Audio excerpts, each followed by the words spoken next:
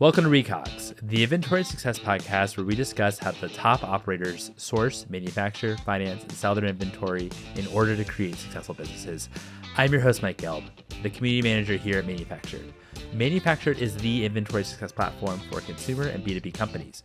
What do we mean when we say inventory success? Well, we help SMBs manufacture, finance, and distribute inventory and their products across 20 categories.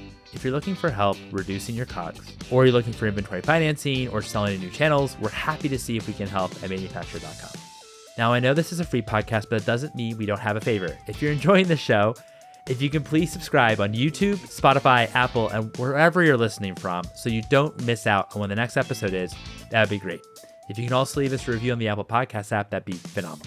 We also not only produce content that we hope is helpful, but we also throw events to help bring the consumer community together. To subscribe and be in the know when we're next throwing an event, click in the show notes. It's manufactured.com/events. Our guest today is Jake Rosenberg, who is the founder and CEO of Krete. Krete is a men's skincare brand that takes 30 seconds to use.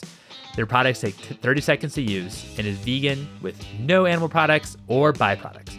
We discuss his introduction to skincare, which is quite unusual, his approach to formulation, finding the right form factor, and as well as brand positioning for Krete, how he found the right manufacturer for him, and his approach to inventory and launching new SKUs, as well as which sales channel that he'd like to be in, and much, much, much more. Without further ado, here's Jake.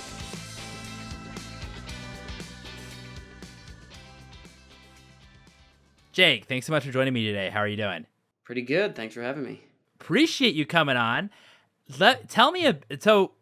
Love to hear what was the aha moment and the founding moment to you starting Krete. I know it had something to do with COVID, but would love to kind of hear from you. Well, it actually didn't. The building of the company did. So originally in 2017, I used to be a big skier, and so I was flying down a blue in Telluride, Colorado, and my ski hit some ice and popped up and hit me in the face. So it cut my nose open, gave me a nose scar, broken nose, etc. I even had a helmet and goggles on. It just got me perfectly. So, got tobogganed down in the little thing they zip you up in. Had to fly back to LA for like emergency cosmetic stitches. Thankfully, no nose job. It's a little, so if I lean in, you can see it a little bit here. But the reason why it's not that bad is because I learned a huge amount about skincare. I was kind of forced to learn about it as a regular dude. So I walked into a Sephora. I said, I need to hide this. And they asked me if I wanted to beautify or contour. And I genuinely still to this day have no idea what that means. So I don't know. I tried like 20 different concealers. I tried and great. Okay. So fast forward a few years, I use concealer for my nose to hide it. It's actually not on now. I use hyaluronic acid serum. And I just had a realization spending enough time with guy friends who would like confess to me that they would use concealer or like that they used a facial cleanser. But it was so not masculine in the culture. And also really the problem was where they were buying it from. Like my tone of concealer in NARS, which is, great, was custard and creme brulee. It's like, I don't want to buy that. I don't want to buy something named after dessert. It's just not, it's just like, it's clearly not made for me, even though the product in the bottle actually works pretty well. So all that fast forward to, I sold a shoe company a couple of years ago, and it gave me the idea to start Krete. I had previously had a software company, so I knew about UX, UI design and digital funnels. And then with the shoe company, I knew about manufacturing. So kind of combined them into a men's skincare brand that makes it really easy. And we kind of redo everything from education to application for men's skincare. In your mind, when you thought about the opportunity, was it mostly about brand and brand positioning? Did you feel like that was a real opportunity, or did you also feel like there was an opportunity as well when it came to the actual product itself? I thought that it was just a massively underserved market, more so than a brand opportunity.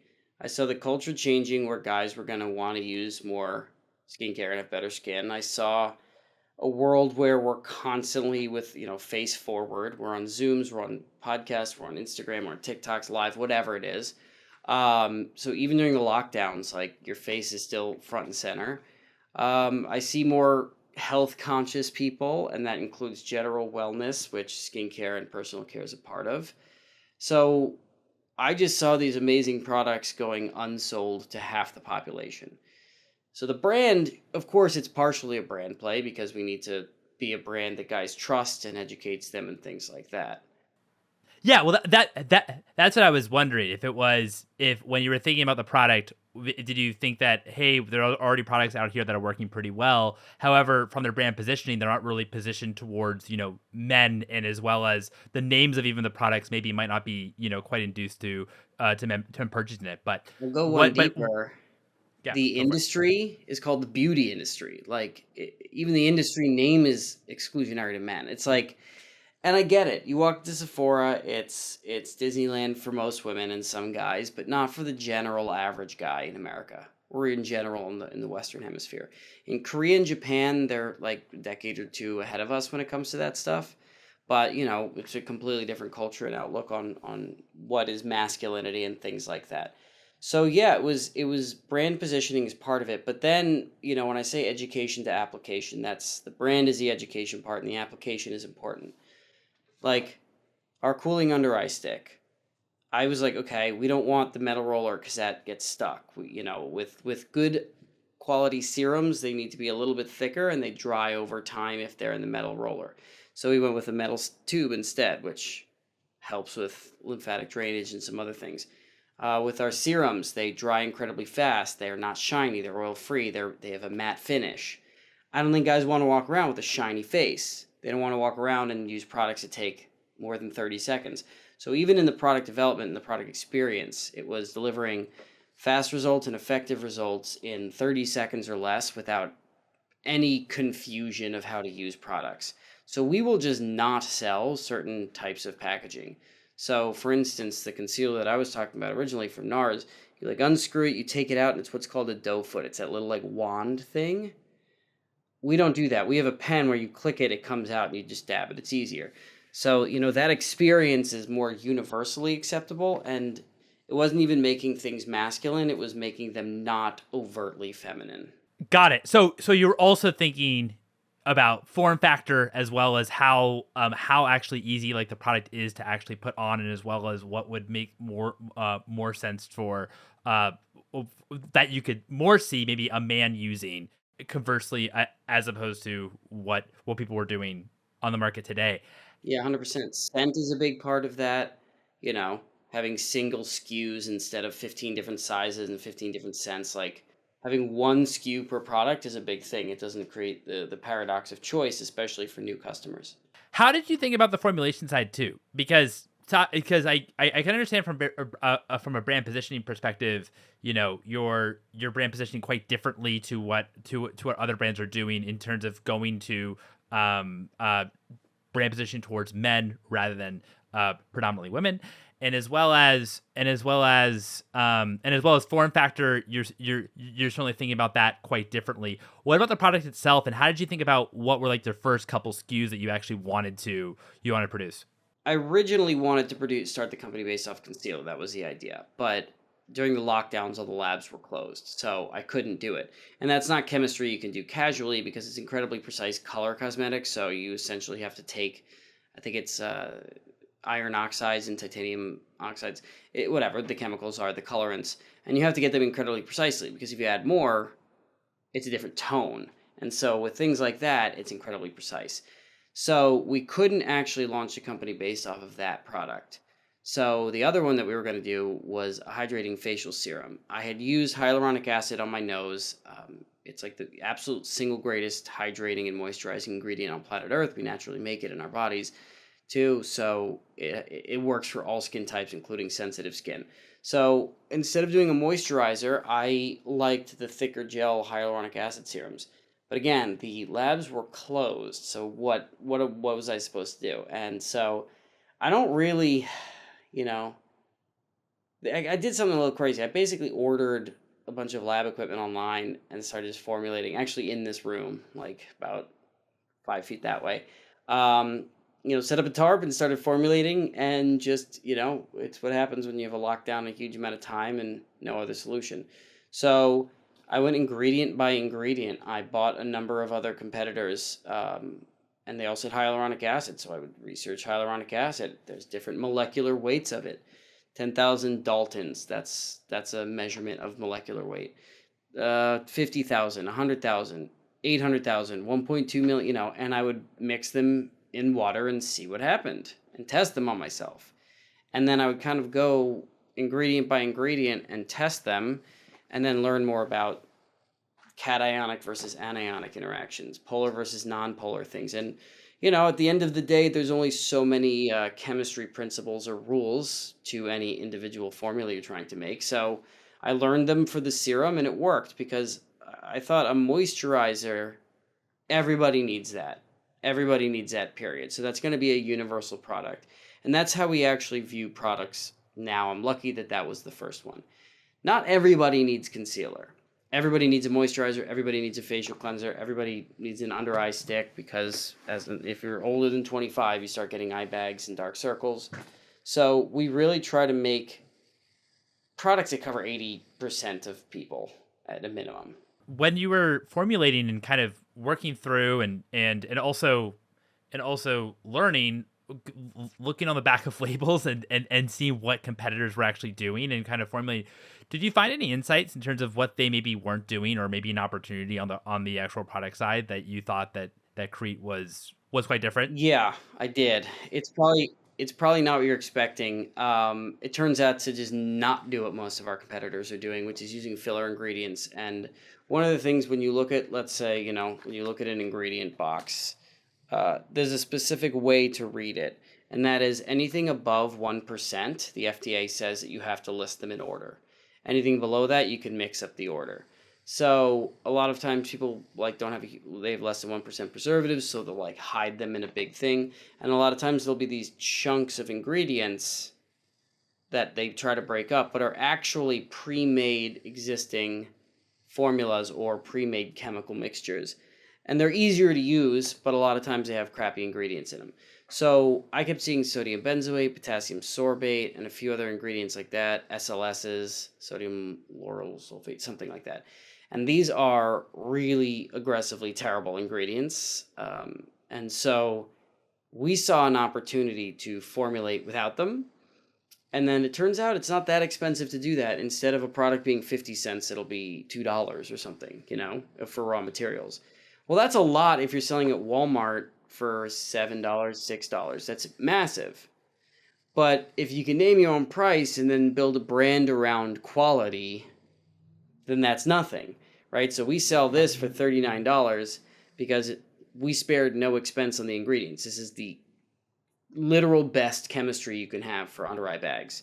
Because if there was something in it that was going to cost an extra dollar to put in it, we would put it in it and just charge an extra dollar, So we had the flexibility to do that, and so that was one of the reasons why we chose to have a more elevated brand and charge $30 to $40 for our products as opposed to 10 to 12, 10 to 15, was because then we don't have to worry about importing apple stem cell extract from Switzerland, which is $4,000 a kilogram.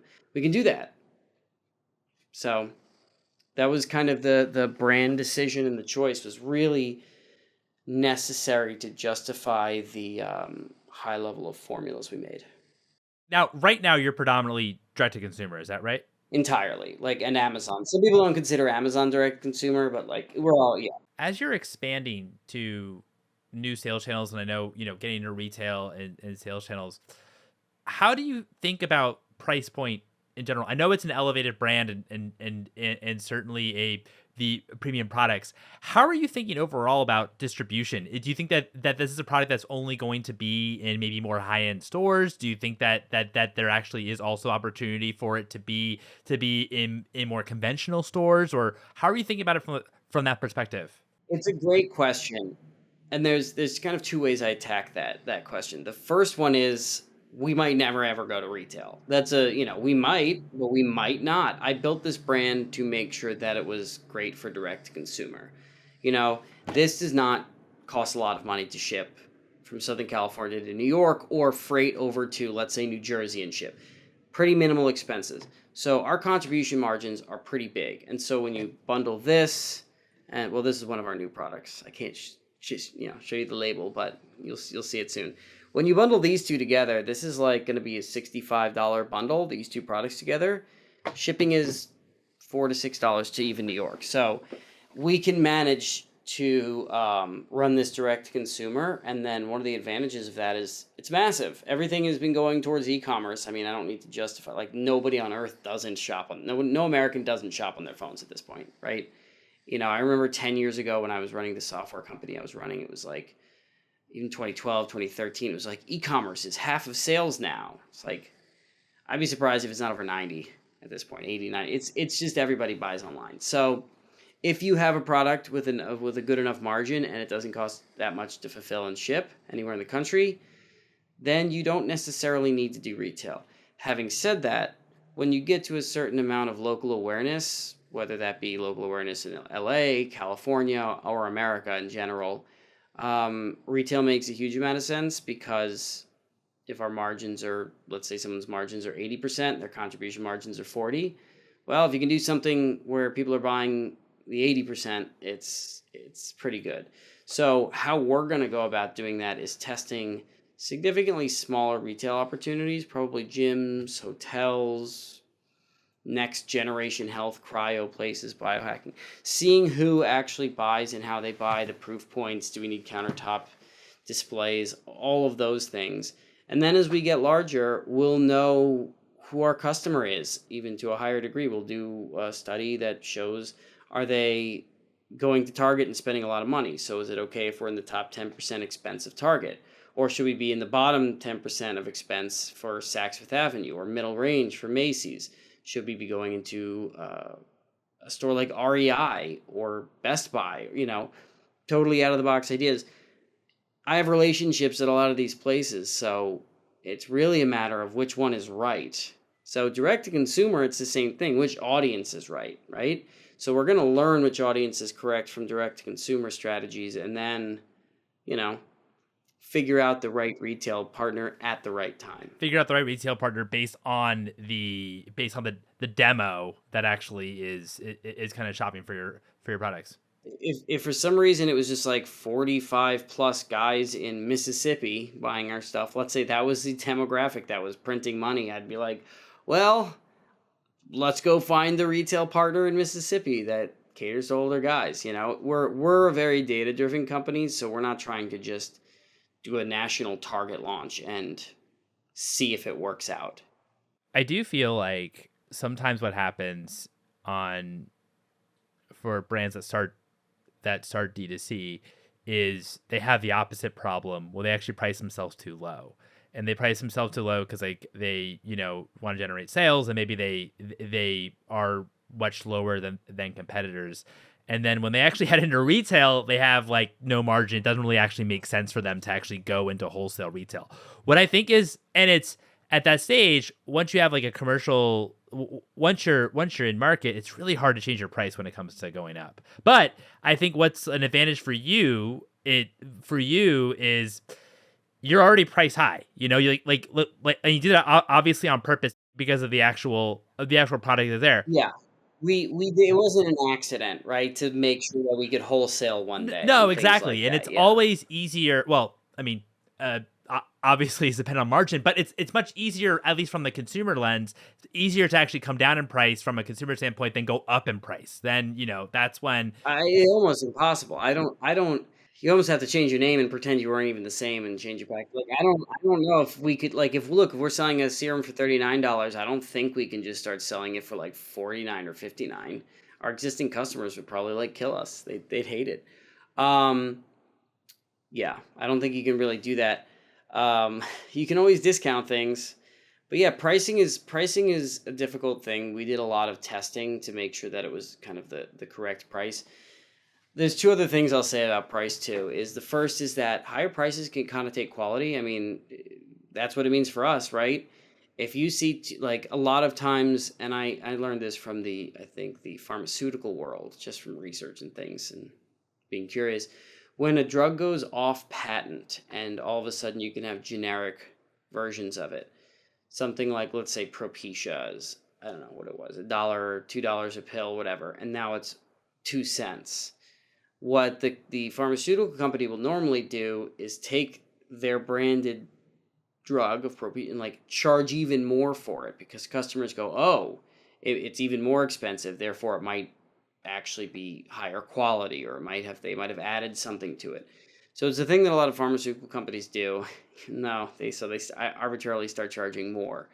So that's the first thing is, if you're bottom of the barrel and discounting, yeah, people might like it for the price, but nobody thinks $1 or $2 stick of deodorant's gonna work that well. They're just like, I need something and it's cheap. But if you bought a $20 one, you're gonna like that thing almost no matter how well it works. You're just gonna think it's good. So that's one thing. And the other is, price is never an issue. It's a matter of value deliverable. So like if you are delivering enough value, price is almost irrelevant. If I said there's a surgery that could save your life and it's $1 million, like if you had $1 million, you would spend it on that and not cars and other things, right? So if $1 million can be instantly take my money in some situation, $39 can be too. We just have to make sure we're doing the education and marketing in order to create that value. When you also do price your product more on the top level, then you also have to really maybe show your value a lot more. But it's one of those things that when you are a new brand in general, though, you're gonna have to show your value, period. And so at the same time, you would be doing the exact same thing as you were doing if you were priced more competitively. When was the last time Apple did a sale? People know the value of Apple products. They're sexy, they work. They've been, there's a reason they've been the most valuable company in the world and sell an unbelievable amount of products. They don't do sales. Maybe they do. I've never seen one. I genuinely don't. I think if you have a huge business account with them, they give you 5% off every once in a while. It's like they don't do 20, 30% off sales for Black Friday and things like that. It's like you want an iPhone, the value is there, buy it, and people do. So, we're certainly not Apple. Literally nobody else is them.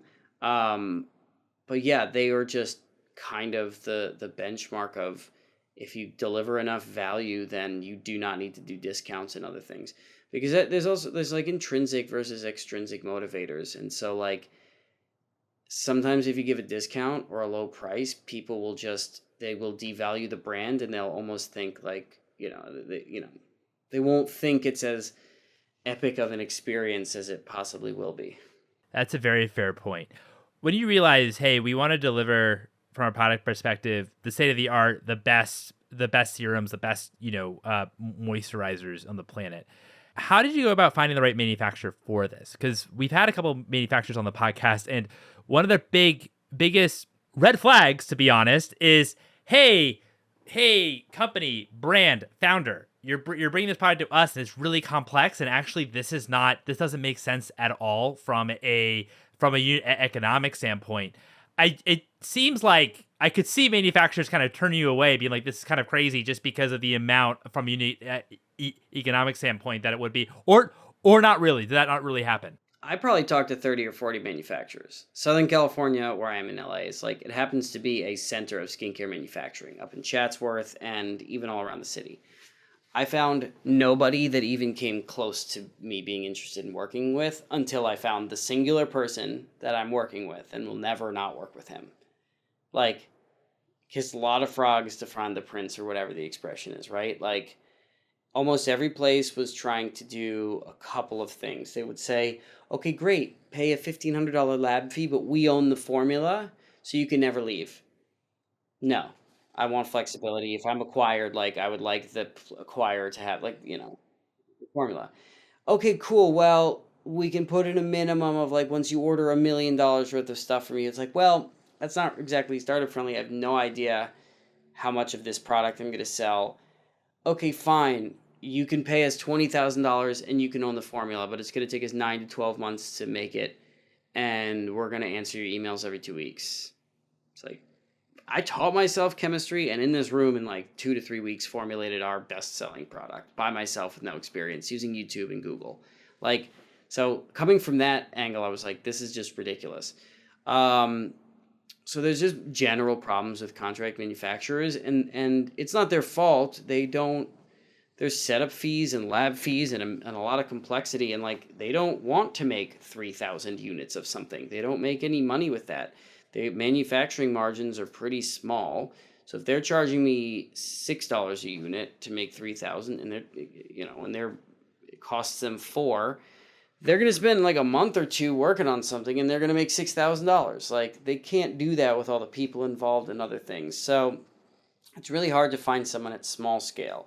At large scale, if you come in and say, look, we're going to be placing 50 to 100,000, that's not even that large, but medium to large size scale, like we're going to be placing 100,000 unit orders with you. We have some existing formulas. You can probably get a little more bespoke, custom, treatment. But yeah, another part of it is I know enough formulation chemistry, and when I want to make a new product, I learn what that new product's chemistry entails.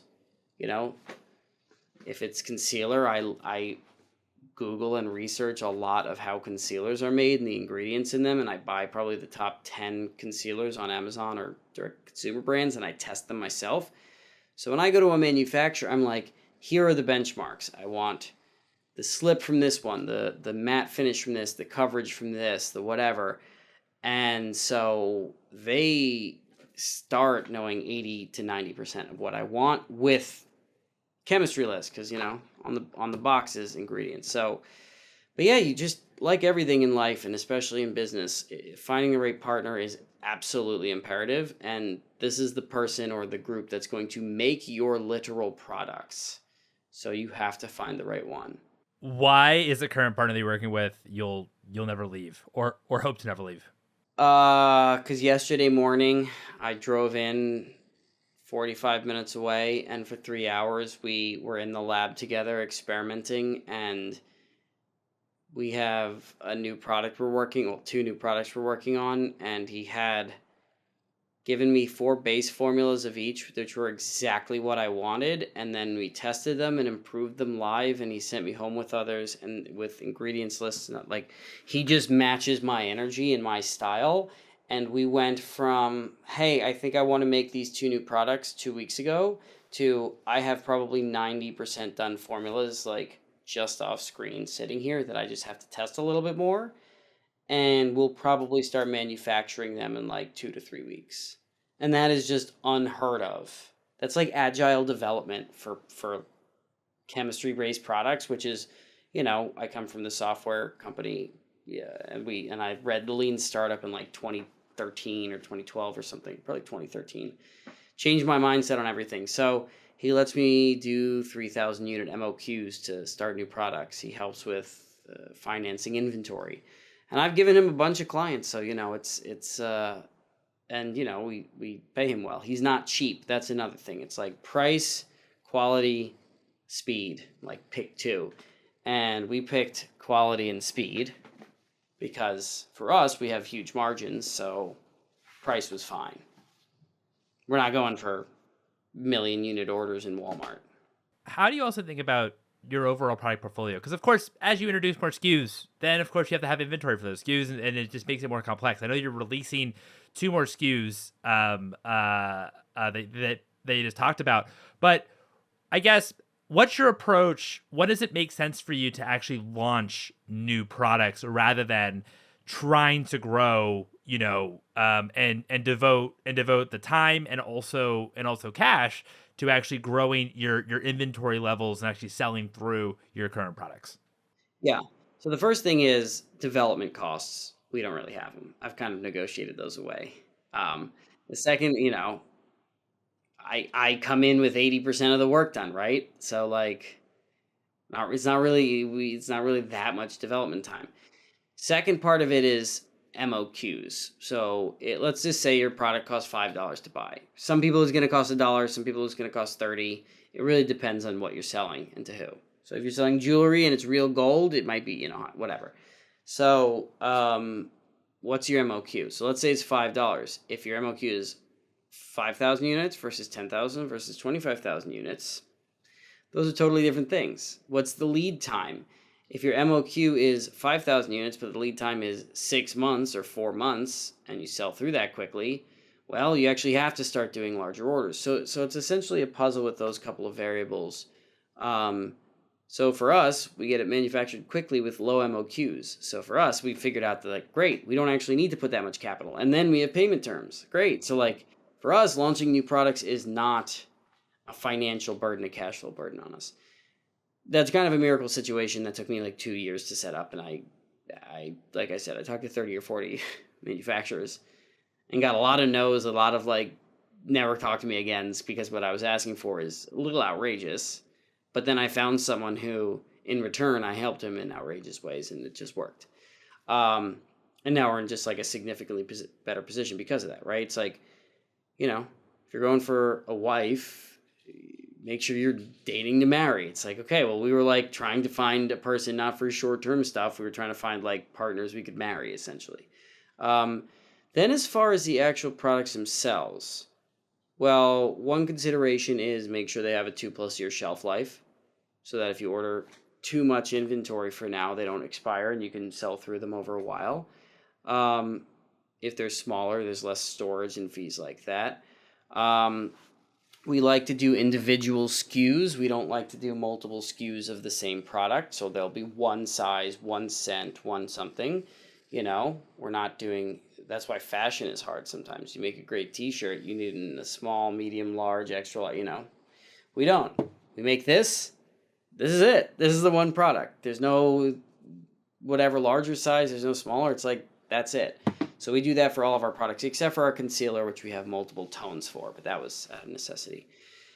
And so, when you combine some of those wins together and some of those philosophies, it's like, and then the last one is we need products that actually work and solve on their own a specific thing.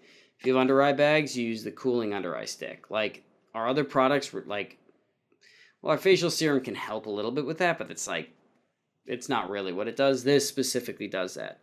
So it's like one product per skin issue. Okay, great. Let's take the 8 to 10 most common skin issues, have a product for that, and probably stop there because our prices are good enough where our bundles are going to be, pretty good money makers. No, that's really useful. I guess when you don't have R&D costs like others do when it comes to creation, then you're almost doing I mean, obviously it's your time as well, since it's your time to obviously formulate 80% of it, but at the same time, it's the trade off really is just in terms of purchasing the actual inventory itself. It's not actually having to do with like the actual R&D cost, which is quite useful. No, I mean, and you get good at this stuff after you've done it. The first product probably took me a month or whatever it is to like okay, it probably, what I say, it took me a couple weeks, probably maybe a month or so, maybe 6 weeks, let's say maximum, but that was spending most of my time on it. So let's say that was 100 hours to make the first product. I would say each future product is 15 to 20 hours, just because I have the system, the partner, the person. I know I can look at a product and like, if I'm introduced to a new product, see, my girlfriend shows me something that's trending on TikTok, whatever it is, right? Some snail mucin. I can immediately go, okay, that's not going to work because we're a vegan and cruelty-free company, and I'm pretty sure that like wringing out snails or something to get that snail mucin. I have no idea what they're doing, but like, okay, great. What about this other thing? Well, that kind of is just another type of moisturizer. We already have our serum. It's going to cannibalize it. Now, that thing, shampoo, it's going to be a giant thing. We can't sell it for enough. It's going to be too expensive to ship. That's a retail product. So when we're in so like I can basically look at products right now that I'm introduced to and understand if they're going to work at a high level like almost instantly because I've done it 7-8 times at this point. Got it. That's amazing.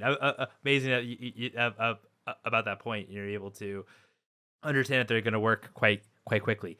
My last question for you, Jake, is what would you value more? $100 of COGS, $100 of inventory, or $100 cash? I could always just buy the inventory with it because that's pretty easy. That's an email away.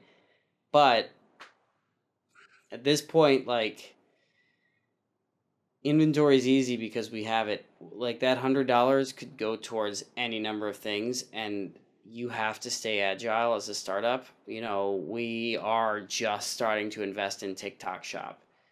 with $50 to $100 in ad spend a day. That's like super low. So a day of ads on TikTok Shop is significantly more learning and valuable to our company than $100 worth of serum. Even though that $100 of serum could sell for, a lot more at retail price, learning a new platform or something like that. So, then again, you don't just want to be doing all net new stuff because maybe it has a higher ROI for the first couple $100, but goes nowhere. So it kind of depends on what your needs. For me right now, cash, I put it into TikTok Shop. No question. Got it. No, that's interesting. I would have thought it would be inventory just because you can sell that inventory for more, especially in you with your margins, that would be more valuable than the cash. But I also hear a point that you can actually use that cash to actually learn new skills and learn also how to sell in new channels. And so that's a priority right now. If for Instagram, which we're like rolling on, $100 would do jack shit for us in ads. It would be cogs all day long. But for something like TikTok Shop, which is just getting started, or $100, which might be $100 plus an affiliate deal to an influencer, and that $100 payment gets him to do it, that one piece of content might be worth more than what the inventory. So like, that's my entire job, right? Is figuring out what assets do we have, our team's time, my time, capital, what resources do we have to deploy, where should we be deploying them, what's the priority, and other things. So I'm thinking about that all the time, and that's a winning mindset. Is like, you have to think about, time is a thing that a lot of entrepreneurs are like, yeah, I'm working 24/7. It's like, but you might work 1/7 like 1 hour a day every day a week on the right thing, and win, and 24/7 on the wrong thing. And I've spent a lot of times working on the wrong things, and you just have to be able to find the value in what you're doing, and like, if it's not working, cut it and move on to the next thing. Makes sense. Jake, thanks so much for your time. This has been a lot of fun. Yeah. And there you have it. It was such a pleasure having Jake on. Jake, thanks so much for your time. If you're loving the show, please subscribe on whichever channel you're listening on. We hope it's helpful. We also throw events. Check out manufacture.com/events. We throw events around the country, helping to bring the emerging consumer ecosystem together. Thanks for listening.